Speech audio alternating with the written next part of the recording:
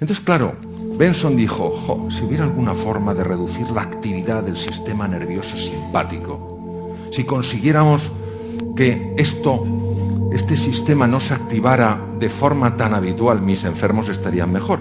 Pero la medicina decía que era imposible. Ahora bien,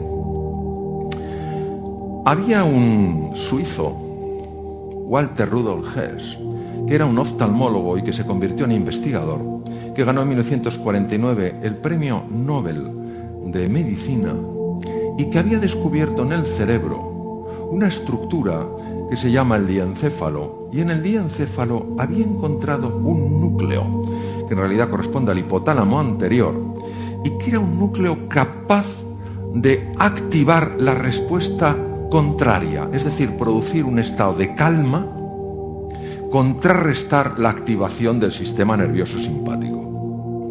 Lo había estudiado en gatos, pero claro, no había manera de saber si eso podía aplicarse a humanos. Obviamente el ser humano tiene también esos núcleos, pero cómo llegar a ese núcleo, cómo activar ese núcleo para que se produjera esta respuesta de relajación del organismo en una situación donde antes había tensión.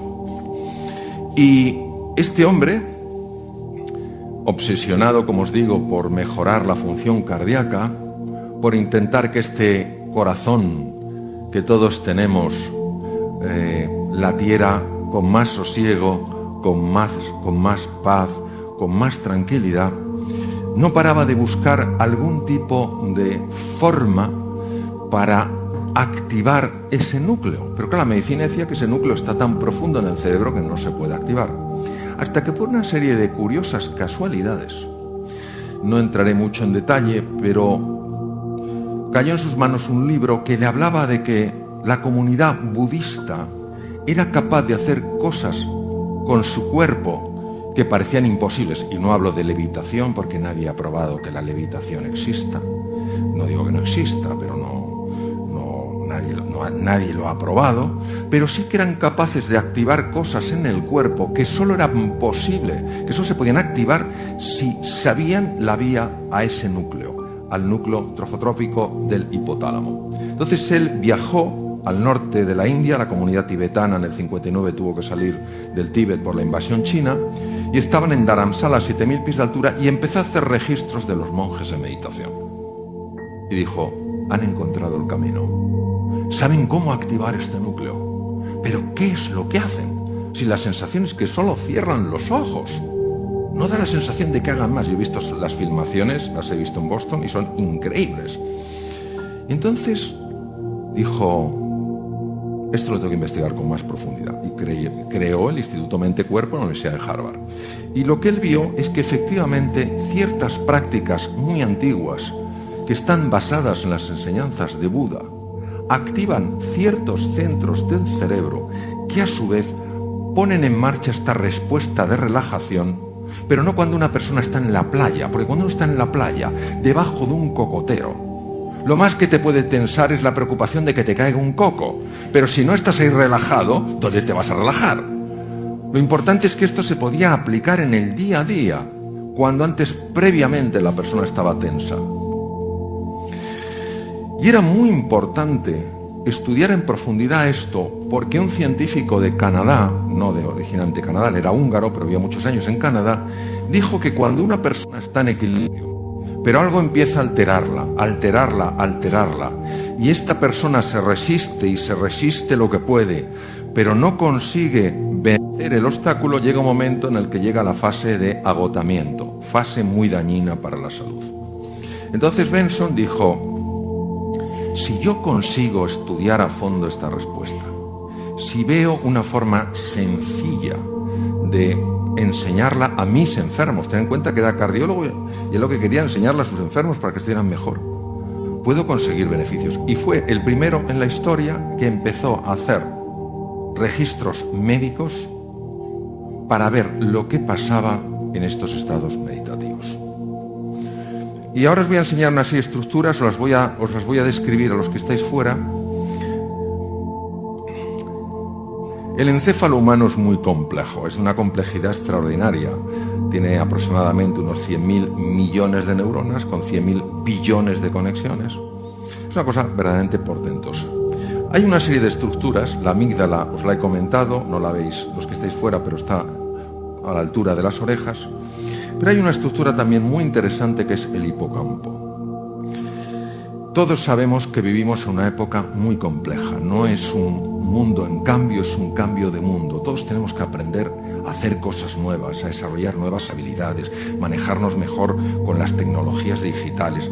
Y todo esto precisa de nosotros una velocidad para captar información, procesar información y manejarla superior a lo normal. Para eso hace falta una estructura llamada el hipocampo. Se llama así por su forma de caballito de mar. No lo podéis ver, es una pena los que estáis fuera, pero es un encéfalo tridimensional girando, es un encéfalo humano, es una resonancia funcional magnética. Me dan ganas casi de meterme aquí y abrazarlo, ¿verdad? Es como si saliera, ¿verdad? Es precioso, ¿eh? Cosa más bonita. Pues esto que veis en colores, ese es el hipocampo. Pues una de las cosas más fascinantes que se vio es que cuando una persona entra en estos estados de calma interior, de sosiego, de paz, donde, fijaros, no huye del mundanal ruido exterior, huye del ruido interior, de esta mente que es como una jaula de grillos, que es un parloteo constante, que te hacen una faena por la mañana y estás todo el día, anda que la faena que me hizo, menuda faena, pero esto no se queda así. Esto no se queda así. Y por la noche, no en el día siguiente, tengo que pensar cómo devolver la faena. Es que parece que nos convertimos en vacas rumiando. Bueno, pues una de las cosas que se observó, sobre todo por la doctora Zara Lazar del Hospital General de Massachusetts, también dentro del grupo de Harvard, una de las cosas que se observó es que cuando uno consigue no parar ese parloteo, porque ese parloteo va a seguir, es lo que fabrica la mente, lo que se llama la mente dualista. Pero cuando tú consigues que no te atrape, entonces los hipocampos, los centros de la memoria y el aprendizaje, aumentan en volumen. Fijaos la importancia que esto tiene. Es decir, el ruido mental reduce tu capacidad de aprender, reduce tu capacidad de procesar la información, reduce tu capacidad de incorporar nuevas habilidades. Claro, para poder ver esto ha hecho falta el desarrollo de tecnologías muy complejas como la que os he mostrado, de resonancia funcionales magnéticas, etc. Este es otro de los grandes pioneros. Durante una época coincidieron el doctor Herbert Benson y él es biólogo, especializado en microbiología, tiene un doctorado en microbiología por el Instituto Tecnológico de Massachusetts, que está al otro lado de Boston, está en la ciudad de Cambridge, enfrente de Boston.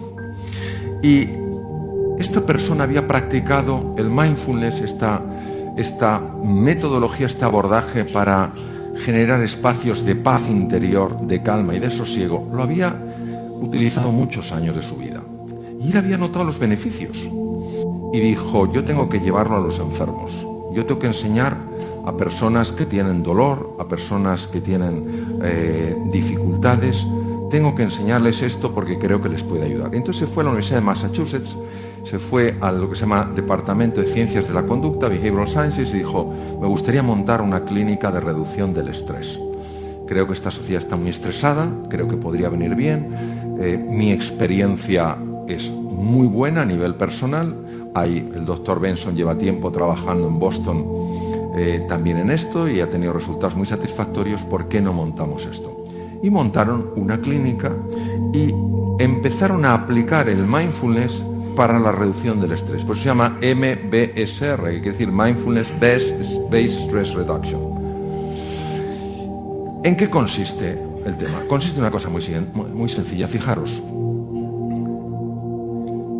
aquí he utilizado otros colores, pero voy a usar unos colores que se ve tal vez mejor. Si yo pongo el color amarillo aquí y el color azul aquí y los junto, ¿qué color veríais? Verde. ¿Verdad que en el verde no distinguís el amarillo y el azul? Pero ¿a qué sabéis que es el amarillo y el azul? Pues lo que se llama colapso de onda, esto procede de la física cuántica, el dolor es consustancial con la vida humana. Pierdes un ser querido, ¿cómo no te va a doler? Te roban el coche, ¿cómo no te va a doler? A mí me lo robaron 2 veces y aquello dolió. Pierdes el trabajo, ¿cómo no te va a doler? Cuando hay gente que se acerca y dice, hombre, no es para tanto, que te pase a ti. No es para tanto. Oye, ¿qué te pasa a ti? Pero hay, entonces digamos que eso puede ser el color amarillo, pero se añade una cosa que es el color azul, que es el parloteo mental, y que no nos damos cuenta de que se está añadiendo porque ocurre por debajo de la conciencia. Y de repente has perdido el trabajo y ya no vales nada. Has perdido un ser querido y ya tu vida no tiene sentido. Te han robado el coche y ya la gente es mala. ¿Entendéis lo que os quiero decir? Como ocurre por debajo de la conciencia, uno no lo entiende, no sabe lo que le está pasando. Lo que hace el mindfulness es separar la onda. El dolor tiene que estar, es parte de nuestra naturaleza, pero el sufrimiento es una creación de la mente humana. Este es otro de mis maestros, el profesor Judson Brewer. Él trabaja en la Universidad de Massachusetts, es una persona maravillosa y además un extraordinario, toca maravillosamente el violín. Y ha descubierto algo sumamente interesante con la práctica del mindfulness. Esto lo he sacado del libro, lo voy a describir. ¿Quién de vosotras no ha tenido la siguiente experiencia? Va en su coche y de repente llega donde tenía que llegar, pero no sabe cómo ha llegado. ¿Entendéis? Va en piloto automático. Pensando tal cual. Pero ¿verdad que es una cosa llamativa? Como si alguien te estuviera conduciendo el coche. Hubo una serie de investigadores que descubrieron que hay un circuito, que es el circuito de Fenner, la red neuronal por defecto, Default Network, que se encarga de actuar como piloto automático. Pero este circuito tiene un problema. El problema es que cuando estás en piloto automático, primero, la posibilidad de tener un accidente se multiplica muchísimo. Y segundo, que este piloto automático es lo que se llama the wandering mind, la mente que divaga, y que es la fuente de la infelicidad. Estar en piloto automático. Estar en piloto automático. Cuando uno está en piloto automático, cuando en una conversación dejas la cara puesta y te llevas la olla a Camboya. La cara la dejas, estás en piloto automático. Entonces la persona ve que tú la miras, pero sabe que no estás ahí. No sabe dónde estás, pero sabe que ahí no estás. ¿Entendéis lo que os quiero decir? Entonces, eso que se llama the wandering mind, dice, the wandering mind is an unhappy mind. La mente que divaga es una mente no feliz. No podemos entrar en la construcción del yo porque nos llevaría mucho tiempo, pero es interesante que sepáis que la práctica del mindfulness interfiere directamente en este circuito. Interfiere en este circuito. Por ejemplo, nosotros comemos automáticamente. Nosotros no comemos con el cuerpo, comemos con la mente. Es como si el tenedor o la cuchara tuvieran vida propia. ¿Sabéis? O sea, según ya te está entrando el bocadito, ya el tenedor se está lanzando a por el otro. Y luego, cuando uno ha comido, dices, me he pasado. Sí, pero es que nos pasamos una y otra vez, porque vamos en piloto automático. Bien. Esto es una de las razones, por cierto, de la obesidad y además incrementa la ansiedad. Bueno, pues lo que demostró el doctor Judson Brewer con una serie de experimentos elegantísimos es que cuando nosotros nos abrimos a este espacio de sosiego, de paz y de tranquilidad, empezamos a interferir con ese circuito. La ventaja es que el circuito automático está a su vez interfiriendo con un circuito importantísimo para mantener la atención, para aprender, para estar concentrado y para darte cuenta de lo que está pasando a tu alrededor. Este es el otro circuito que se llama Red Ejecutiva Central o Zen. El Zen es el que te ayuda a enterarte de qué va la cosa. Si alguien te está hablando, estar captando lo que de verdad te dice. Si estás ante un problema, entender de verdad de qué va el problema. Pero si uno tiene activado el circuito automático, entonces no se está enterando. Está captando muy poca información, aunque se cree que la está captando toda. Pues uno de los grandes hallazgos de Judson Brewer ha sido que la práctica del mindfulness, la de estos espacios de silencio, de paz y de tranquilidad, no solo interfieren en el circuito automático, en la red por defecto, sino que potencian el otro sistema. ¿Esto cómo se ve? Esto se utiliza fundamentalmente electroencefalografía muy precisa, se utilizan técnicas de resonancia funcional magnética que permite de alguna manera ver la mayor o menor actividad de esas zonas. Es decir, lo que te permite el mindfulness, lo que te permite estar aquí y ahora, activando nuevos circuitos y desactivando circuitos que no te ayudan, es empezar a cambiar tu percepción de las cosas. Empiezas a observarte de una manera distinta, con mucha más compasión, con mucha más comprensión. Empiezas a ver a las demás personas con más benevolencia. Te vas dando cuenta de que, claro, muchas veces la irritación hace que nos provoquemos unos a otros, pero detrás de la irritación, detrás de la provocación, al menos la mayor parte de las veces, no hay un deseo de dañar, sino es como el que está ahí, como el elefante en cacharrería, o sea, no sabe por dónde, cómo ventilar su tensión y la ventila a través de la agresión. Otra cosa fascinante que se ha visto utilizando electroencefalografía con la práctica del mindfulness es lo siguiente. Veréis, nosotros tenemos dos hemisferios cerebrales. Lo más parecido que he visto a un cerebro es una nuez o un coral marino que tiene la forma de cerebro. Todos, cuando abrimos la cáscara de la nuez, vemos que tiene dos mitades y además están arrugadas. En una ocasión una persona me preguntó: oye Mario, ¿por qué el cerebro está arrugado? Y le dije: porque si no, no cabría en la cabeza. ¿Os imagináis la corteza cerebral desplegada? Tendríamos una cabeza como un piano de cola. ¿Quién sale por el canal del parto con una cabeza que tiene el tamaño de un piano de cola? No hay manera. Se tiene que arrugar. Bueno, pues eso es el encéfalo humano. Tenemos dos hemisferios, el izquierdo y el derecho. Y en 1981 el profesor Roger Sperry, trabajando en el Caltech, Instituto Tecnológico de California, que está en Pasadena, el hombre descubre, estudiando una serie de cosas que se llama la serie del cerebro dividida de California, descubre que cada hemisferio cerebral hace una cosa diferente.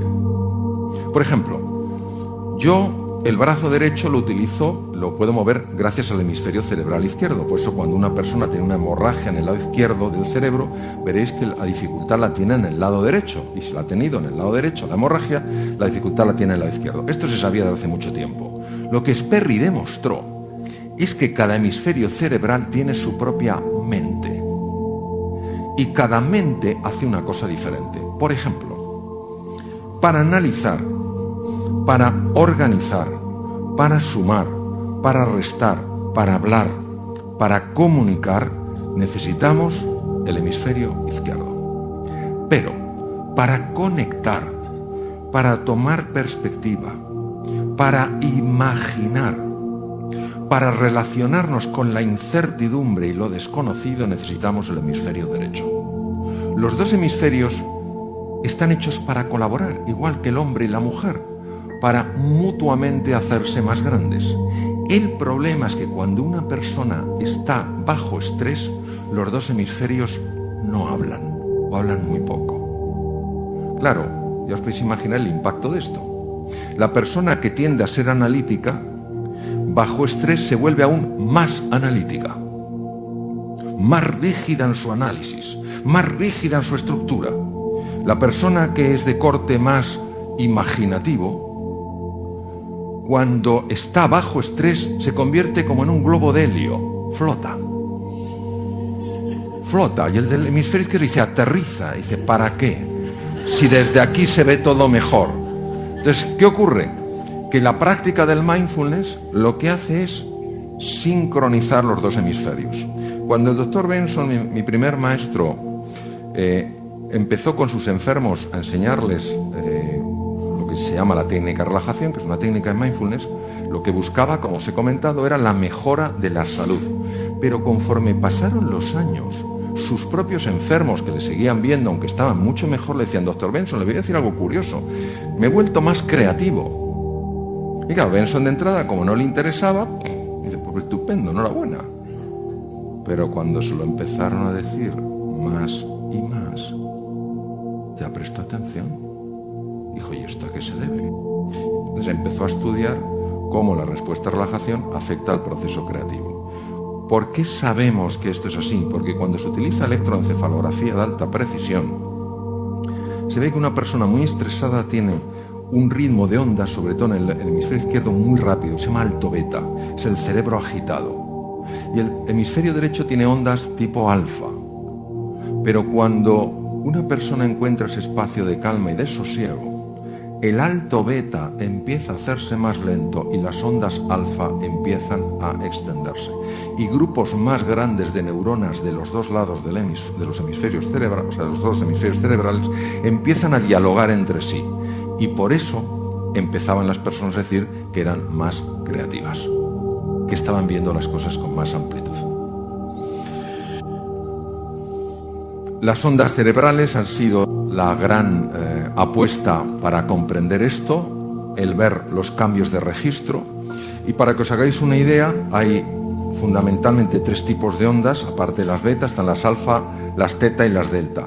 Las alfa son las ondas más habituales en el mindfulness, ondas lentas y muy amplias. Y en esas ondas el cerebro es especialmente creativo. Ese es el momento donde de repente empiezas a ver cosas que no habías visto. Las ondas teta las produce el hipocampo y es el momento en el que empiezas a revivir cosas que te sucedieron en el pasado, que en su momento no las pudiste digerir, pero bajo una conciencia madura ya puedes digerirlas. Se están reactivando recuerdos antiguos. Las ondas delta son muy difíciles de captar porque se confunden con las ondas que produce la musculatura del cuello, pero son algunas personas muy expertas son capaces de producirlas y están asociadas sobre todo con gran capacidad sanadora dentro del organismo. Entonces, en esa posición, con los ojos entreabiertos o cerrados sin fuerza, con la música suave, porque voy a hablar encima de la música, vamos a empezar a percibir las sensaciones de nuestro cuerpo en este momento.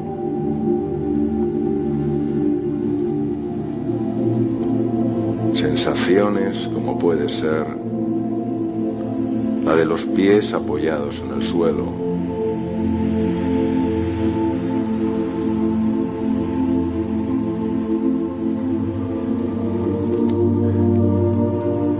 las de la espalda recta sin rigidez,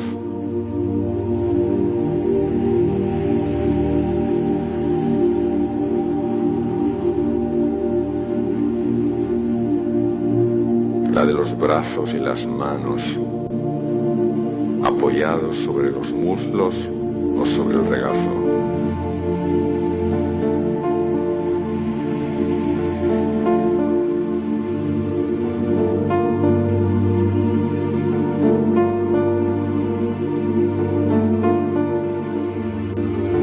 Empezamos también a prestar atención a las sensaciones de la respiración.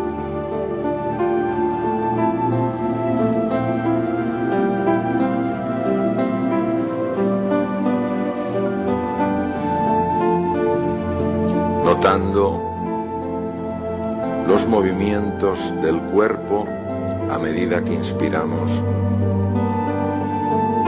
y notando los movimientos del cuerpo a medida que expiramos. Y observando con curiosidad qué partes del cuerpo se van relajando cada vez que vamos echando el aire, cada vez que vamos expirando.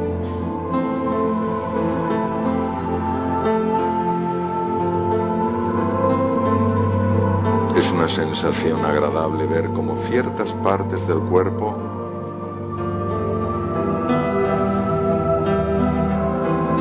van aflojándose más y más.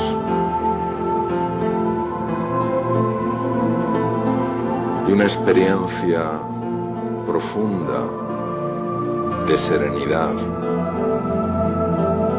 de calma y de paz se va extendiendo por cada rincón de nuestro cuerpo.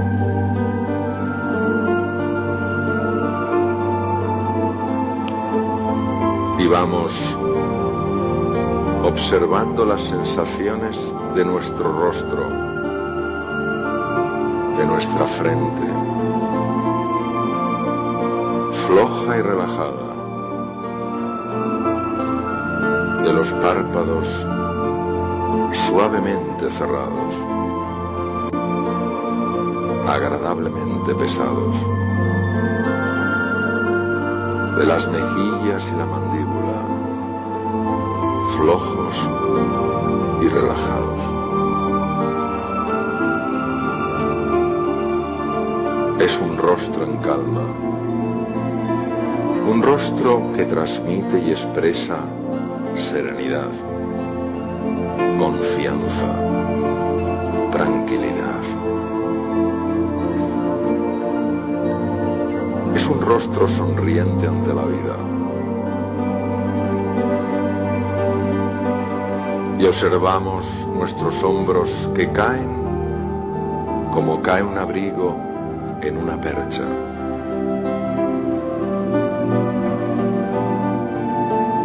Y observamos como el cuello, la cabeza y los hombros cada vez están más flojos y relajados.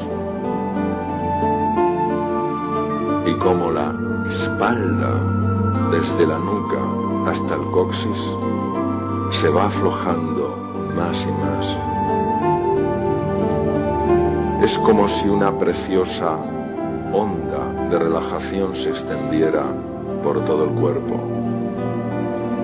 viajando ahora por los muslos, las rodillas, las piernas y los pies.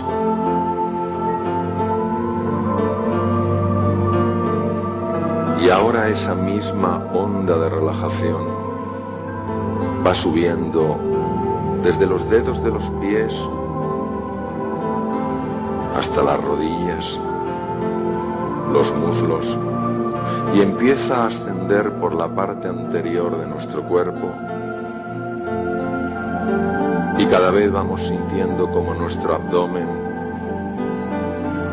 se va aflojando más y más. Y podemos ya percibir incluso con más viveza,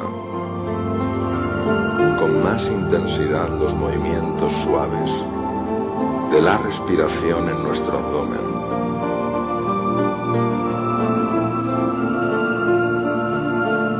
Y si un pensamiento nos distrae, con firmeza y con gentileza volvemos a traer la atención a la observación de nuestro abdomen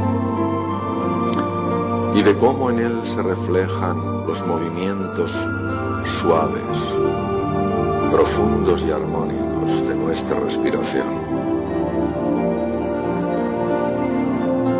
Sentimos ahora las sensaciones de nuestro tórax, de nuestro abdomen. Y sentimos también esos movimientos sutiles, armónicos y profundos de nuestra respiración en el tórax.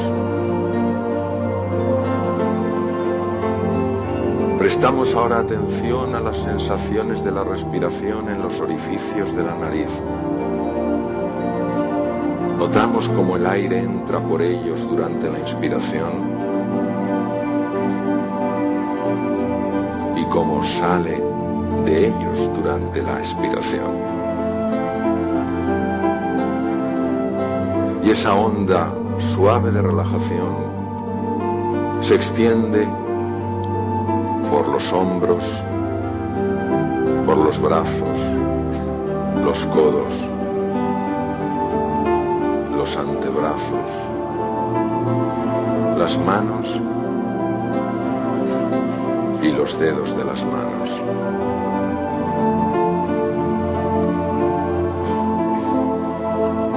Y cada vez vamos entrando en una conexión más íntima, más profunda, más amable, con esa luz que habita en nuestro interior. Una luz que es fuente de serenidad, de alegría, de confianza, de energía, de vitalidad, de compasión.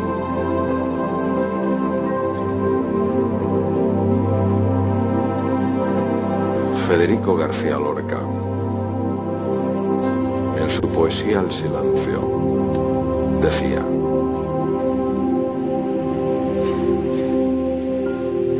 escucha el silencio, hijo mío. Es un silencio ondulado donde resbalan valles y ecos.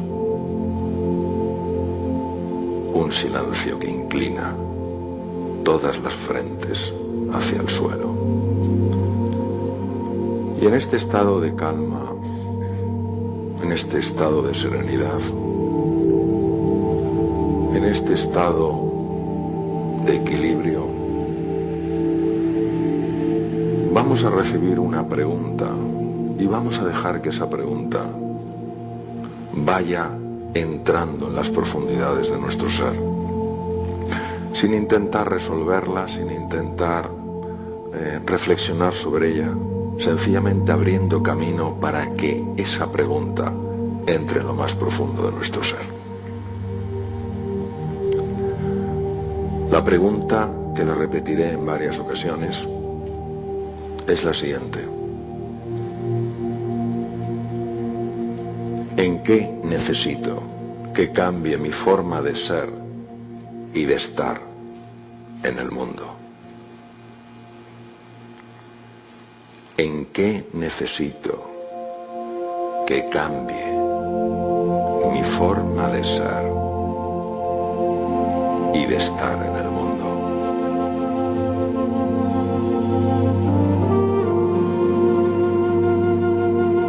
Esa luz que tenemos dentro, todos sin excepción, sabe que para que se transforme nuestra experiencia vital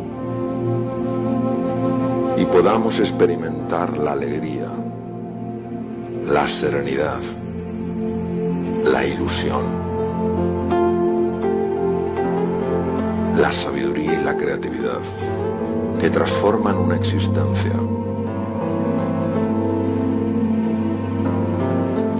tenemos que hacer cambios muchas veces radicales en nuestra forma de ser y de estar en el mundo. Pero la pregunta no se la hacemos a nuestra mente condicionada con sus ideas previas de ver el mundo, con sus formas rígidas de entender la realidad, con su forma sorprendente de querer imponernos su manera tan particular y limitada de ver las cosas. Esa pregunta se la hacemos a esa luz que tenemos dentro, a esa grandeza que habita en el corazón de todo ser humano. ¿En qué necesito que cambie mi forma de ser y de estar en el mundo?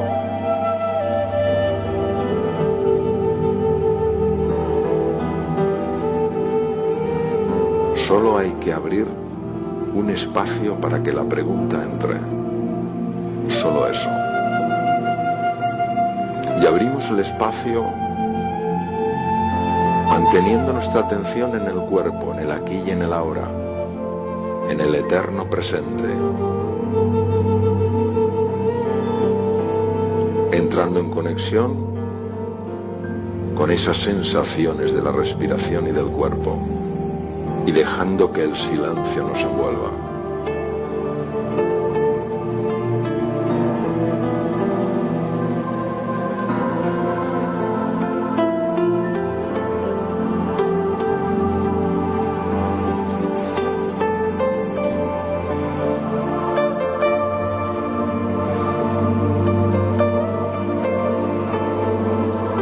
Nuestra misión es solo dejar espacio, mantener la atención en el aquí y en el ahora, porque es el espacio donde está esa presencia viva que es nuestra luz interior.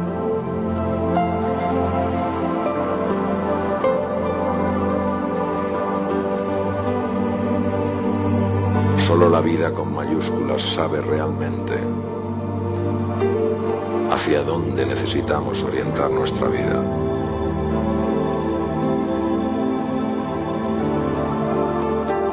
Solo en esa luz que habita en nuestro corazón está la auténtica sabiduría, la verdadera creatividad, la capacidad profunda para comprender.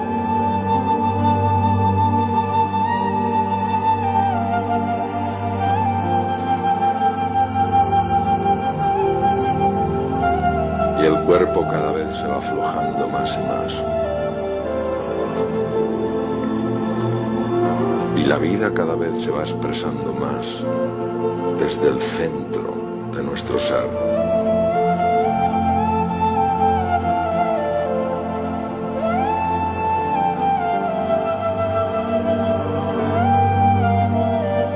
Y empezamos a habitar cada vez con más profundidad en un espacio de silencio. Un espacio que no es un espacio sin sonidos, es un espacio sin ruido.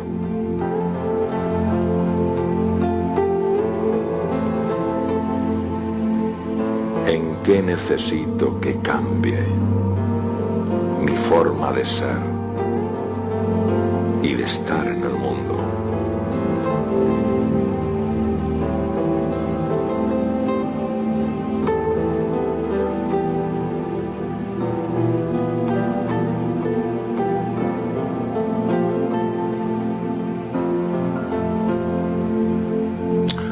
Nuestra mente buscará formas de distraernos.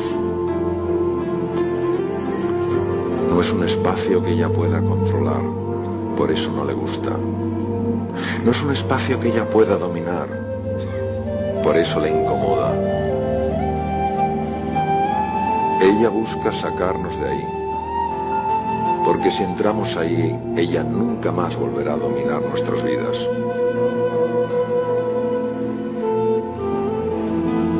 Porque la experiencia de trascender esa mente condicionada es una experiencia de belleza, de alegría profunda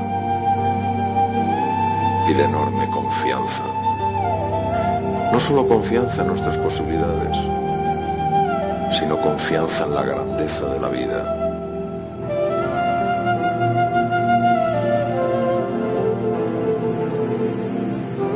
Es descubrir desde la experiencia directa, no desde el concepto, que no importa lo que un ser humano tenga que padecer en su vida, las pruebas que tenga que acometer, la vida siempre es un regalo.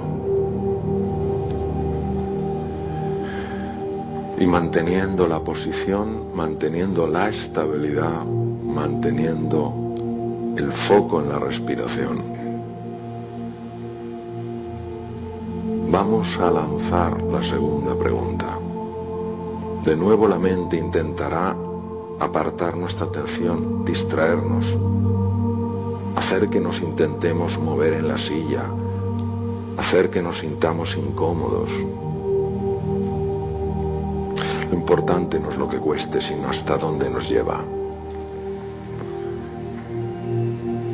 La segunda pregunta es, sabiendo que hay tanto en juego, que está en juego tu vida,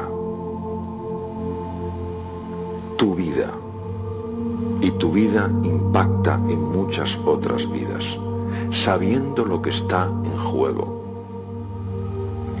que no es un tema económico, que no es un tema de estatus, que no es un tema de ser alabado o reconocido por otros, sino que es el tema de los temas, tu vida y el impacto que tu vida tiene en otras vidas. Sabiendo eso, ¿qué nuevas resoluciones has de tomar para favorecer que eso que necesitas cambiar suceda? De nuevo nos enfocamos en la atención y en llevar esta a la respiración y al cuerpo.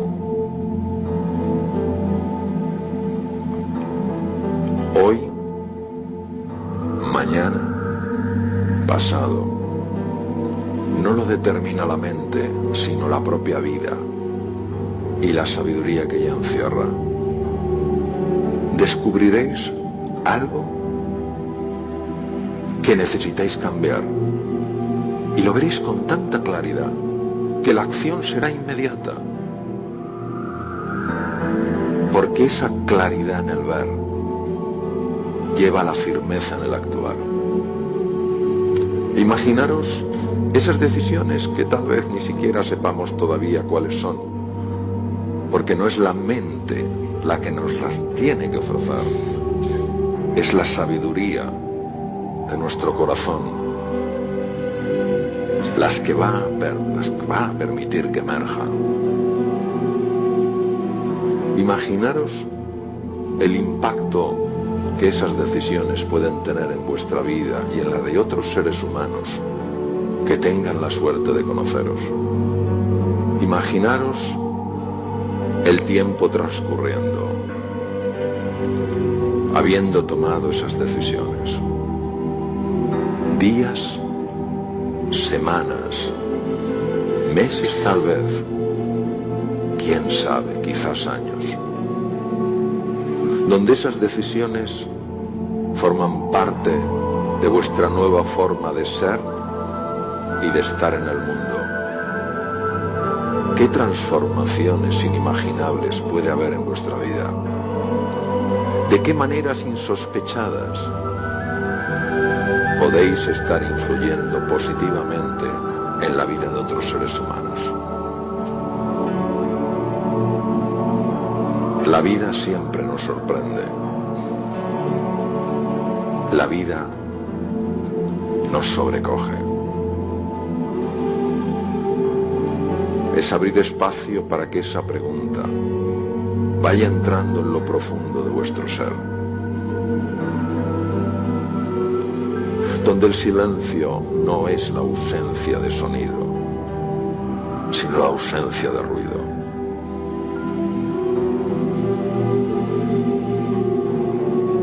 Donde el ser humano descubre dónde está su verdadera esencia, la raíz de su auténtica naturaleza. Imaginaros desde esta nueva forma de ser que en algún momento, tal vez hoy, tal vez mañana, en unos días, en unas semanas, quién sabe, tal vez en unos meses, cuando estas resoluciones sean parte de vuestra nueva forma de ser y de estar en el mundo, entonces, cuando viváis esa nueva realidad, os daréis cuenta que no importó lo que costó. Lo único que importó es a dónde te llevó. No está en juego un día, una semana, un mes. Está en juego toda la trayectoria de una vida. Una vida redescubierta, una vida reencontrada, una vida reinventada.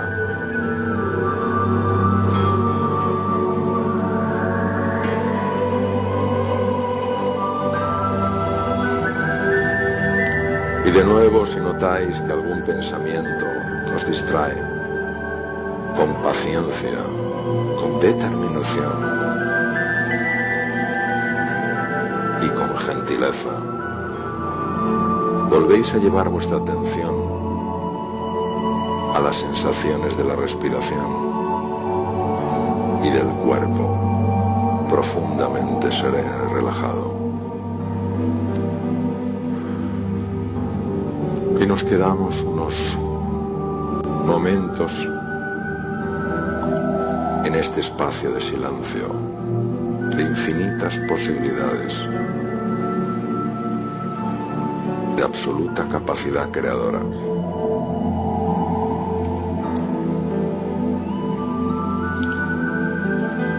Y vamos a ir poco a poco